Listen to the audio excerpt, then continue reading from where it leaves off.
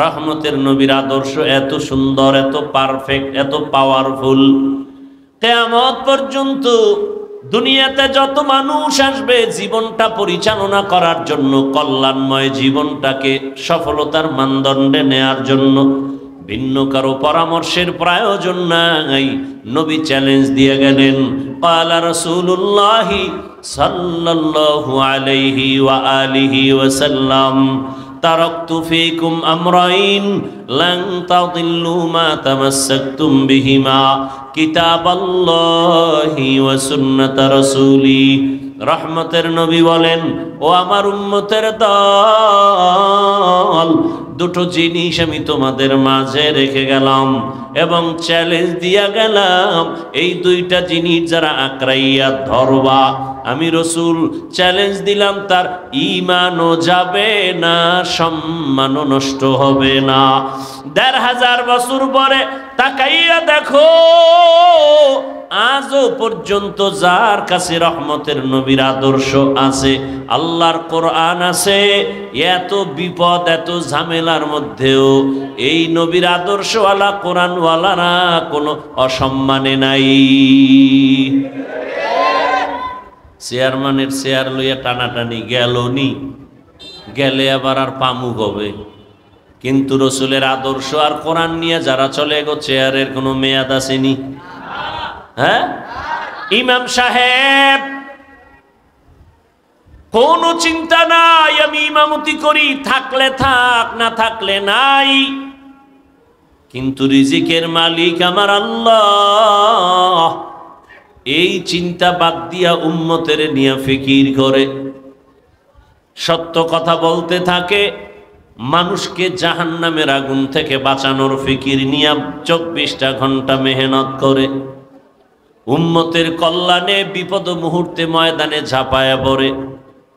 ওলামায়ে কেরাম সামনে না আসলে কোনো কাজের সফলতা আসে না। ইলমে রায়ে জাজু করদান বেহিসাব, খলকে রাদাদান জওয়াবে বাসওয়াব, হক না দারত দোস্তে খলকা জারেরা, নিস্তে ই খসলত একে দিনদারেরা। রহমতের নবীর আদর্শ, আঙ্গুলের নখগুলো কিভাবে কাটবা, কিভাবে রাখবা, সেখানেও রহমতের নবীর আদর্শ আছে না নাই? যে মানবে সে রসুলের খাঁটি আশেক, যে মানবে না সে পরিপূর্ণ আশেক না। মাথার চুলগুলো কিভাবে রাখবা, কিভাবে কাটবা, সেখানেও নবীর আদর্শ। মানলে তুমি নবীর আশেক, যদি তুমি না মানো তুমি রসুলের আশেক না। জুতাটা কেমনে পরবা, সেখানেও নবীর নির্দেশনা দেয়া আছে না নাই? ও ভাই, তুমিও জুতা পরো, আমিও পরি, রসুলের আদর্শ লাগায় পরো, সওয়াব। এই যে এক বোতল পানি এখানে রাখা, তুমিও পানি পান করো পিপাসা নিবারণের জন্য, আমিও পানি পান করব পিপাসা নিবারণের জন্য। তবে ব্যবধান হবে, কোয়ালিটি আলাদা হয়ে যাবে, কাইফিয়াত আলাদা হবে। তুমি পানির বোতলের মুখখাটা খুলিয়া বাম হাত দিয়ে একটা টান দিয়া বোতলের পানি একটা শেষ করছো, আমি ভুলেও বাম হাতে নিব না, আমি ডান হাতে নিয়ে ৩ বারে এই বোতলের পানি পান করে ফেলবো। আমারও পিপাসা নিবারণ হবে, তোমারও নিবারণ হবে, তবে আমার পানি পান করা হবে ইবাদত, আর তোমার পানি পান করা ইবাদত হবে না। ইবাদত তখনই হবে রসুলের আদর্শ মানতে পারলে।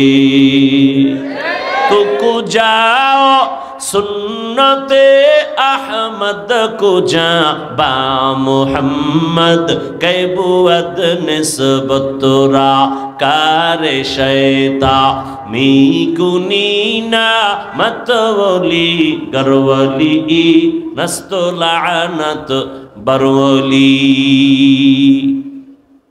রহমতের নবীর আদর্শ মতো চলবেন, শান্তি আর শান্তি। কসম আল্লাহর, রসুলের আদর্শে কোনো অশান্তি, আল্লাহর জাতের কসম। ভালো করে লিখো, এ জমিনে যতদিন পর্যন্ত রসুলের আদর্শ কায়েম হবে না ততদিন পর্যন্ত মিছিল করবা, আন্দোলন করবা, খোদার কসমে জমিনে শান্তি আসবে না। এই কপাল ভরা মুমিন মুসলমান সারাদিন বিড়ি টানে, গাঞ্জা খায়, মদ লইয়া দৌড়ায়, এরে যদি কও এর চরিত্র ফুলের মতো পবিত্র, তো গাঞ্জা খোরের চরিত্রর উপায় কি? নামাজ নাই, রোজা নাই, তেলাওয়াত নাই, প্রস্রাব করে পানি লয় না, শরীর থেকে গন্ধ, পোশাক থেকে গন্ধ, খায় 24 ঘন্টা নাপাক, মদ পান করে চোখগুলো লাল করে ফেলে, চরিত্রহীন লম্পট, নারীর পেছনে দৌড়ায়, গরিবের উপরে জুলুম করে। তার চরিত্র যদি ফুলের মতো পবিত্র হয়, তো জমিনে আর চরিত্র ভালো হবে কার? এরে তুমি বানাও যে আমগো এলাকাটার একটু পবিত্র বানায় দেন না। ওই যে উদাহরণ দেই না, যে লঙ্গির ভিতরে গোবর লাগছে, গোবর কি লাগছে? এখন লঙ্গির ভিতরে গোবর লাগার পরে এটা ফাঁক না না পাক? বুঝেন, বাংলা বুঝেননি? লঙ্গিতে কি লাগছে? গোবর। চিনেন তো?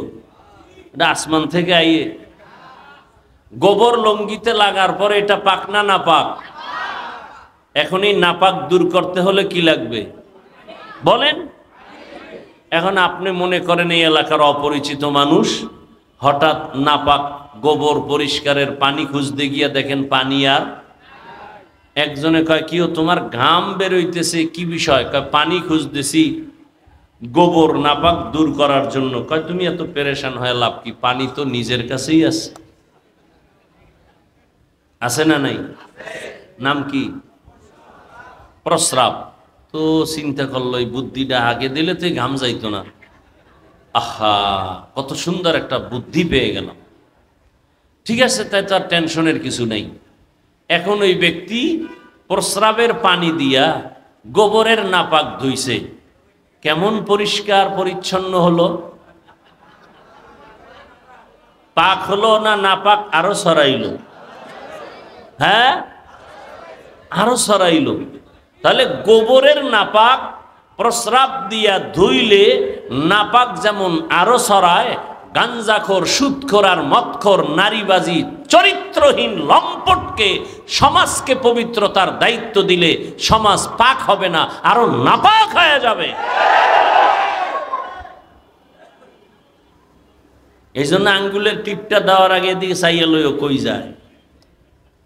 এই টিপের দাম আছে। এক টিপ দিবা পুরা বিল্ডিং তোমার হয়ে যাবে। এক টিপ দিবা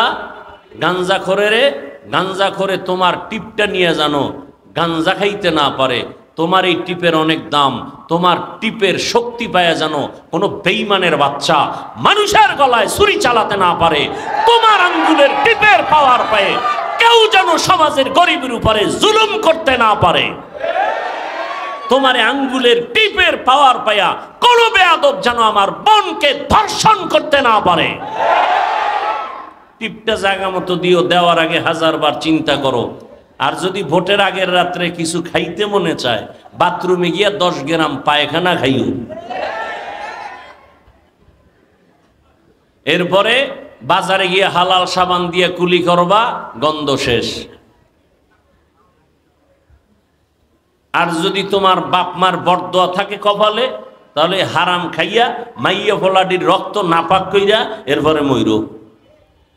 ওই মাইয়া ফলাগুলো বরদোয়া দিবে, শুধু নিঃশ্বাস ফেলবে আর বরদোয়া দিবে। একটা সুদখোর ঘুষখোর শান্তিতে নাই। ও বাইরের জ্বালা, ভিতরের জ্বালা, শারীরিক অসুস্থ, মানসিক অসুস্থ, একটা জায়গায় শান্তি নেই। শেষফল cancer, blood cancer, liver cancer, এই পরিণাম ফল। মদ খাইলে শরীরের যৌবন বাড়ে, মেধা বাড়ে। একটা বুদ্ধি আমাকে গ্যারান্টি দে, আমি মদ খামু, খোদার কসম। বিড়ি টানলে চেহারার নূর বাড়ে, বল আমি বিড়ি টানমু। আল্লাহর জাতের কসম আমি টানমু। দে যুক্তি দাও। তে আকাম কেন করো? আল্লাহ হেদায়াত দান করুন, আল্লাহ হেদায়াত দান করুন।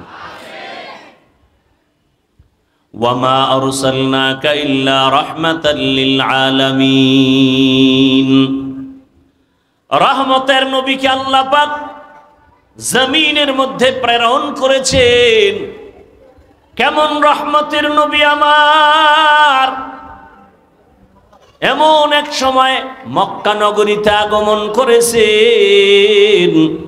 পুরা মক্কা নগরীর মানুষগুলো ছিল অপবিত্র, নাপাক, চরিত্রহীন, লম্পট। রহমতের নবী আগমনের পর এই মানুষগুলো রসুলের আদর্শ গ্রহণ করার কারণে রব্বুল আলামিন এদের কেমন পবিত্র বানায় দিয়েছেন। আল্লাহ পাক জিব্রাইলকে পাঠাইয়া রসুলের দরবারে লিস্টি দিয়ে দিলেন, ও জিব্রাইল যাও রসুলের কাছে লিস্টি পৌঁছাইয়া দাও। এই লিস্টির মাঝে যাদের নাম আছে রসুল ঘোষণা দিয়ে দিবে এরা বিনা হিসাবে জান্নাতি। ইমামুল আউয়ালিন আল আখিরিন বাহরে সাদকা রাহমাতাল লিল আলামিন সাইয়্যিদুল কাউনাইন খাতমুল মুরসালিন আখির আমদ বুদে ফখরুল আউয়ালিন। ওগো নবীর উম্মতেরা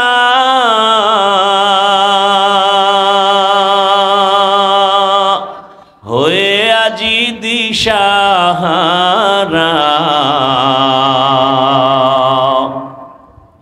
কোরআন হাদিসের চলো যখন যাহা চায় মনে, নবী বিনে কে তারাবে পুলসিরাত মিজানে, নবী বিনে কে তারাবে পুলসিরাত মিজানে। উম্মতের কান্ডারি নবী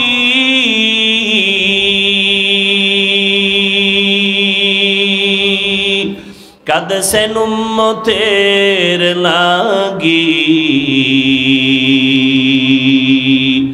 এখনো কাঁদেন নবীজি শুয়ে মদিনার পানে,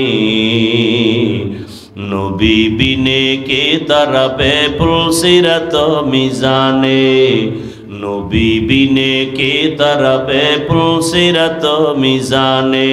নবী আমার জীবন ভরে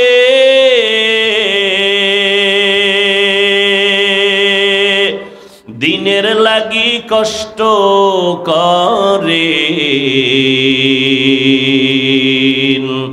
দান দান শহীদ করিলেন উহুদেরই ময়দানে,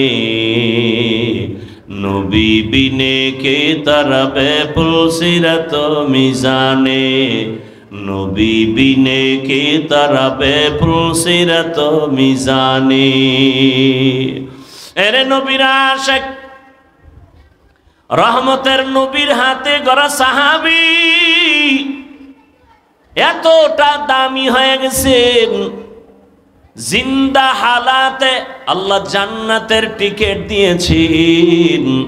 প্রথম জান্নাতি টিকিট পেয়েছেন যিনি, তার নাম কি? দ্বিতীয় যিনি, তার নাম কি? বেহেশতাজা কে আজারে নবাশত কসে রাবা কসে কারে নবাশো।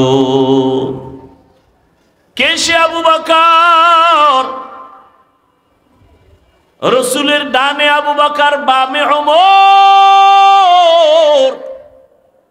যেই রসুলকে এক নজর তাকায় দেখলেই জাহান্নামের আগুন হারাম, যেই রসুলের ঘাম থেকে মেশকের ঘ্রাণ, যেই রসুল কদম যেখানে দেন ওই জায়গা থেকে দীর্ঘ বছর শুধু মেশকের ঘ্রাণ।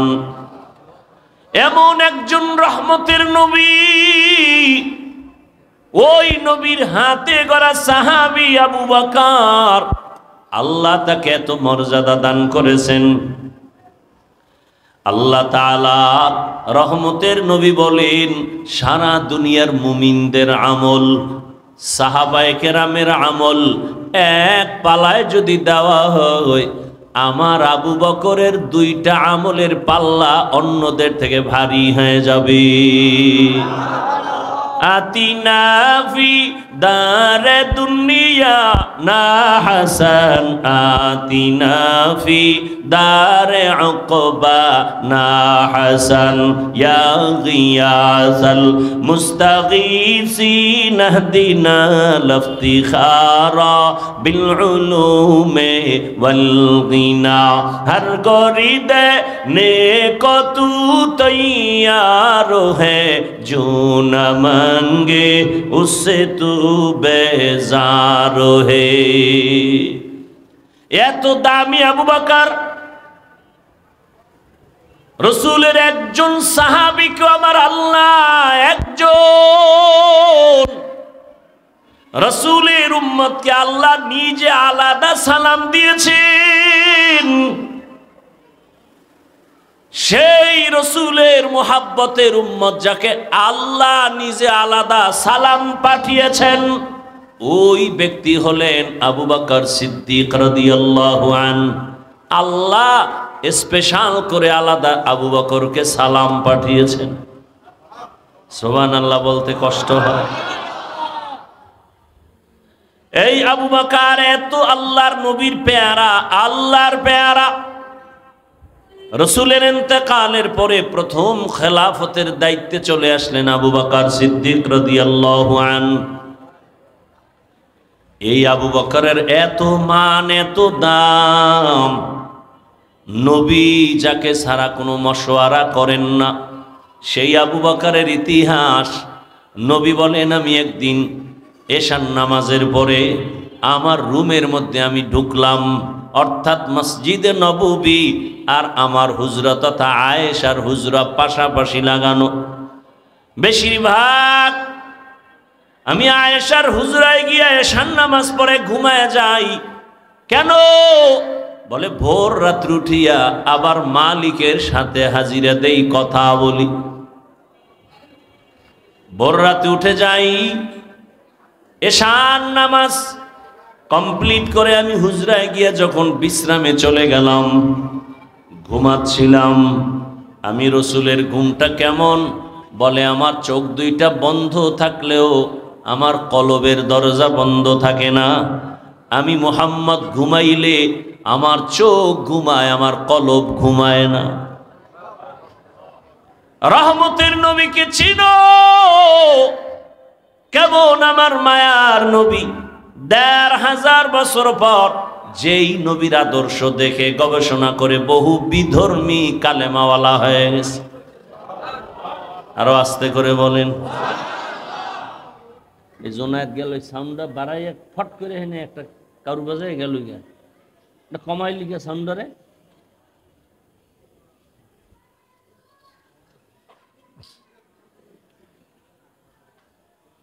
কি কথা বলতেছিলাম? গেছে 1 মিনিটে ভুলে গেছে।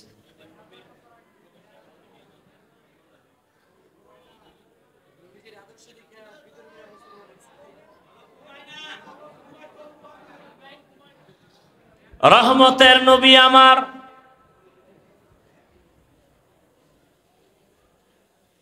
এশার নামাজের পরে আম্মা জান আয়েশা রাদিয়াল্লাহু আনহার হুজরায় ঘুমাইছেন।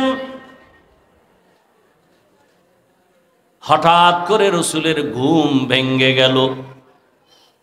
রসুল উইঠা বের হয়ে গেলেন। আম্মা জান আয়েশা তখন ঘুমে নিমগ্ন ছিলেন। কিছুক্ষণ পর আম্মা জান সজাগ হয়ে দেখে নবী বিছানায় নাই।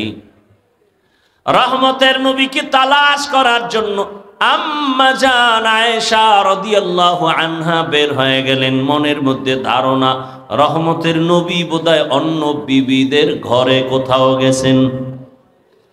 কিন্তু খুঁজে খুঁজে আলামত দেখে দেখে নাই। খুঁজতে খুঁজতে গিয়া দেখে রহমতের নবী জান্নাতুল বাকির সামনে উম্মতের জন্য দোয়া করে আর কান্না করে।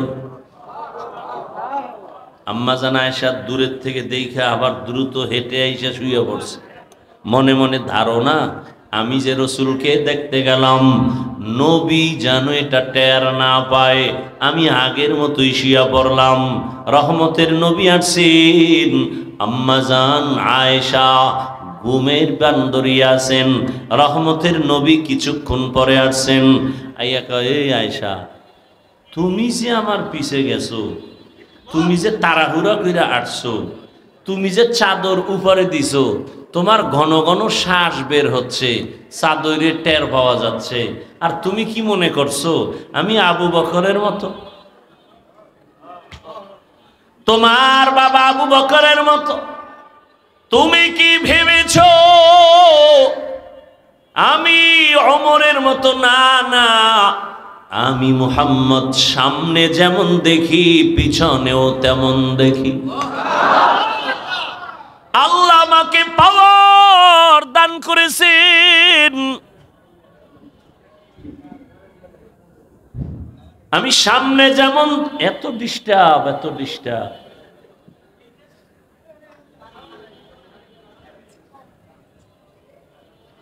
আমি সামনে যেমন দেখি পেছনেও তেমন দেখি। আল্লাহ পাওয়ার আমাকে দান করেছেন, আমি ডানেও যেমন দেখি বামেও তেমন দেখি। আমি আলোর ভেতরে যেমন দেখি, অন্ধকারের মধ্যে আমি তেমন দেখি। কে পাওয়ার দান করেছেন? ইমামুল আউয়ালিন আল আখিরিন বহরে সাদকা রাহমাতাল লিল। আবার মোরাইতে বইছো। রহমতের নবী বলেন, ও আয়েশা, তুমি আমাকে তোমার বাবা আবু বকরের মতো মনে করিও না রে আয়েশা। ঈশান নামাজের পরে রহমতের নবী ঘুমিয়ে আছেন। হঠাৎ ঘুমের মাঝে কান্নার আওয়াজ রসুলের কান মোবারকে চলে আসছে। রসুল তো চোখ বন্ধ ঠিকই, তার কলবের দরজা খোলা। যারা কলবই চিনে না, এরা এই বয়ান কি বুঝবে? এরা মোবাইল নিয়ে ব্যস্ত, মোবাইল বুঝে, কলব বুঝে না। রহমতের নবী চোখ মোবারক খুললেন, ধ্যান করলেন কান্নার আওয়াজ কোথায়। হঠাৎ খেয়াল করে দেখলেন মসজিদে নববীর ভেতরে রাতের গভীরে কান্নার আওয়াজ আসতেছে। নবী ঘুম থেকে উঠলেন, বের হয়ে গেলেন, মসজিদে নববীর দরওয়াজায় গিয়া দাঁড়াইয়া ভেতরে নজর দিয়েছেন। নবী তাকায় দেখেন একজন ব্যক্তি নামাজে দাঁড়ায়া ফোফায় ফোফায় কান্না করে। কান্নার আওয়াজে রাসূলের ঘুম ভেঙে গেছে। সাহাবী যেমন তেমন সাধারণ ব্যক্তি না। নবী দেখেন আমার সাহাবী জান্নাতের 1 নাম্বার সাহাবী, আমার কলিজার আবু বকর নামাজে দাঁড়ায় দাঁড়ায় কান্না করে। নবী পেছনে দাঁড়ানো, আবু বকর নামাজ শেষ করে দোয়া করে মসজিদ থেকে যখন বের হবেন, পেছনে তাকায় দেখে রহমতের নবী দাঁড়িয়ে আছে।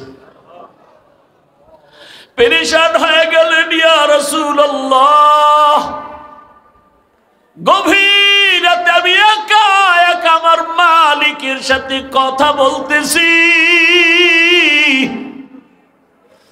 আপনি এখানে কেন হাজির?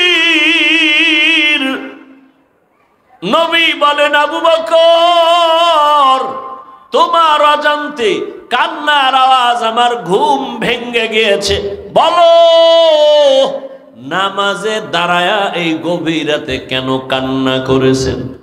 আবু বকর বলেন, ইয়া রাসূলুল্লাহ, কোরআনের একটা আয়াত পড়তে পড়তে আমার কান্না চলে আসছে। কোন আয়াত পড়ে কাঁদছেন বলেন?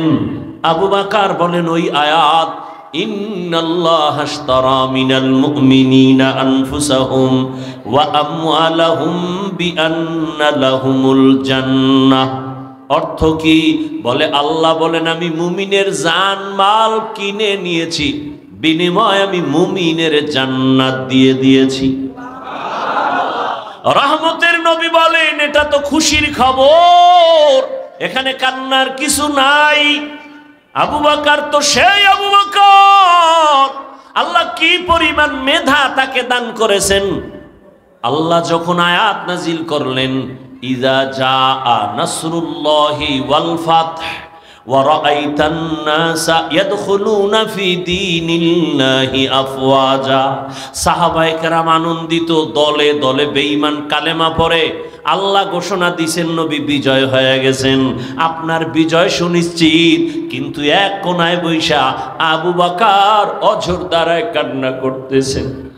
সাহাবায়ে কেরাম বলে, আবু বকর সবাই খুশি, আপনি কেন কাঁদেন? বলে, তোমরা ভাবতেছো খুশির খবর, কিন্তু এখানেও বড় কঠিন হালাত। আমার মন বলতেছে রহমতের নবী বোধহয় আর বেশি দিন জমিনে থাকবেন না।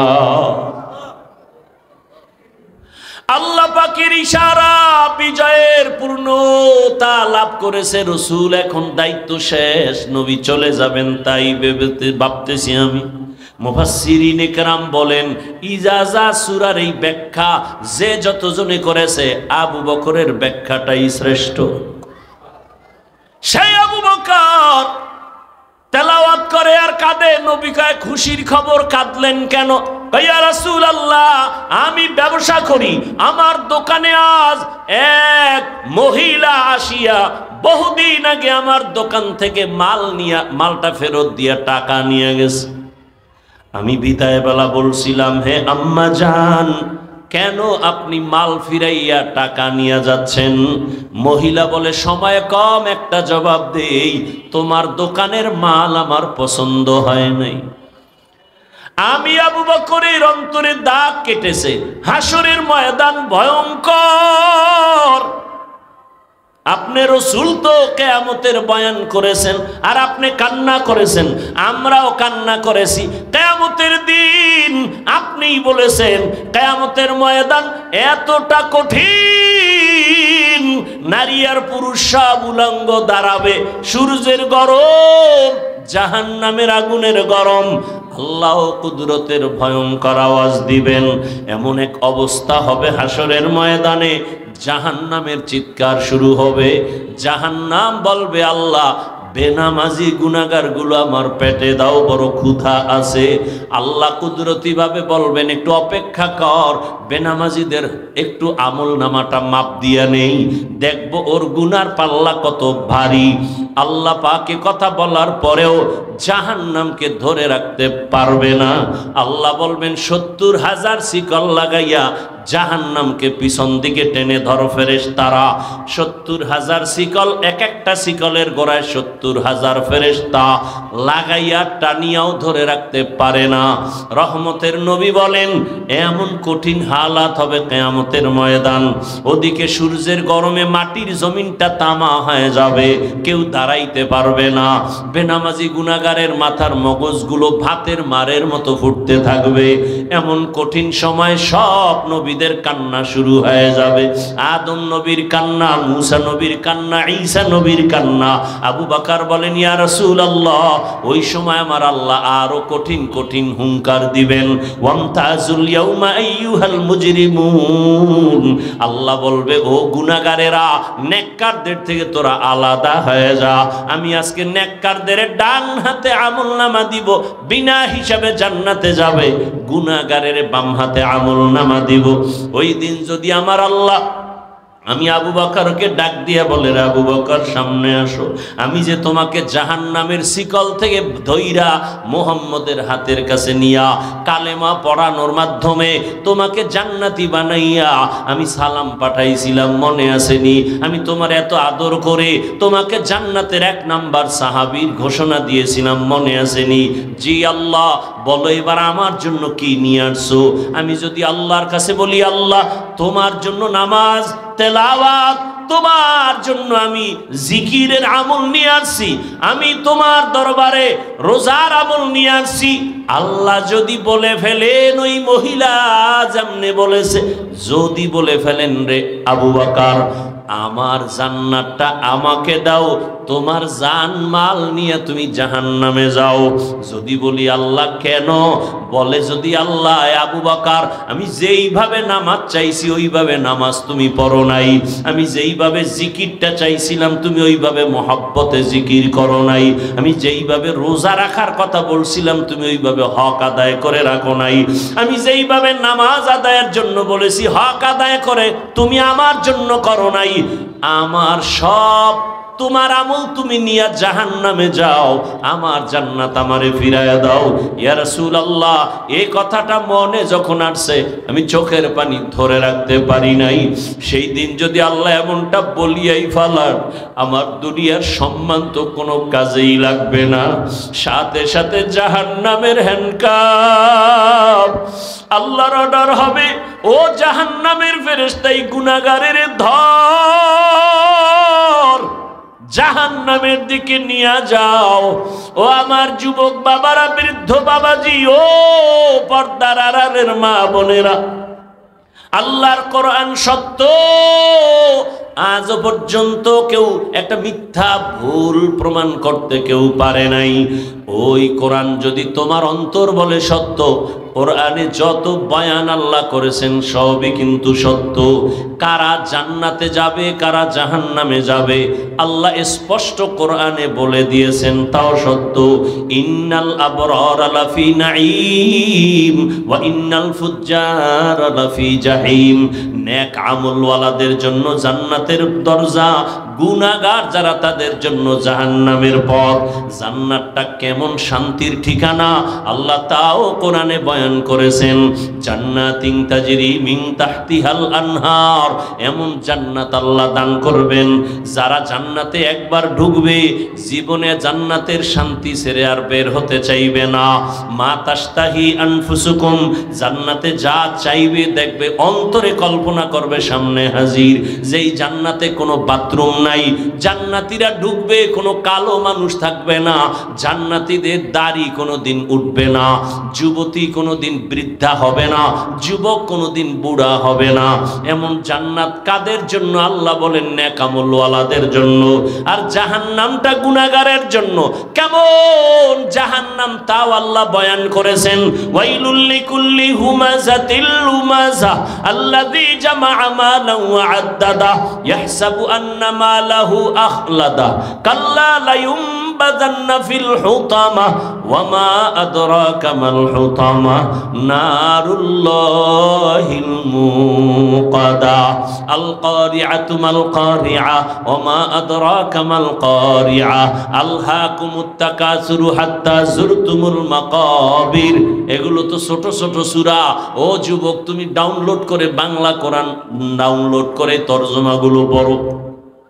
আরাআইতাল্লাযী ইউকাযযিবু বিদ্দীন ফাযালিকাল্লাযী ইয়াদউল ইয়াতীম ওয়া লা ইয়াহুদ্দু আলা তাআমিল মিসকিন ফাওয়াইলুল লিল মুসাল্লিন। আরে নামাজ মানুষকে জান্নাত নিয়ে নিবে, আর এই সূরায় আল্লাহ কি বলেন? ফাওয়াইলুন লিল মুসাল্লিন, নামাজি মুসল্লির জন্য ওয়াইল নামক জাহান্নাম। এবার চিন্তা করেন তো, যেই নামাজ মানুষকে গুনাহ থেকে বাঁচাবে, জান্নাতে নিবে বিনা হিসাবে, আল্লাহ আবার এই সূরার মধ্যে বলেন ফাওয়াইলুল লিল মুসাল্লিন, মুসল্লি নামাজির জন্য ওয়াইল নামক ভয়ঙ্কর জাহান্নাম। তাহলে এখন কোন নামাজ পড়েন চিন্তা করতে হবে আপনাকে। আপনি কি জান্নাত পাওয়ার নামাজ পড়েন, নাকি আপনি ফাওয়াইলুল লিল মুসাল্লিন ওই ওয়াইল নামক জাহান্নামের অধিবাসী হওয়ার নামাজ আদায় করেন? আল্লাহ দোনোটা বলে দিয়েছেন। নামাজি জান্নাতে যাবে কোনো হিসাব নাই, কিন্তু এখানে বলে না ওয়াইল নামক জাহান্নাম ভয়ঙ্কর, ওই নামাজি মুসল্লিরা ওয়াইল নামক জাহান্নামে যাবে। তাহলে কোন নামাজ আপনি আদায় করেন এখনো চিন্তা করেন। যারা নামাজ পড়েই না তাদের চিন্তা তো ভিন্ন, কিন্তু যারা নামাজ আমরা পড়ি একটু চিন্তা করেন কোন নামাজ আদায় করেন। এরে আল্লাহর বান্দা, নামাজ পড়েন, নামাজের ভেতরে রূহ নাই, ইখলাস নাই, তাকওয়া নাই, নামাজের মধ্যে কোনো চোখে পানি নাই, আজমত নাই। সমাজের মানুষ কি বলবে মাঝে মাঝেই লজ্জায় পড়ে নামাজে যায়।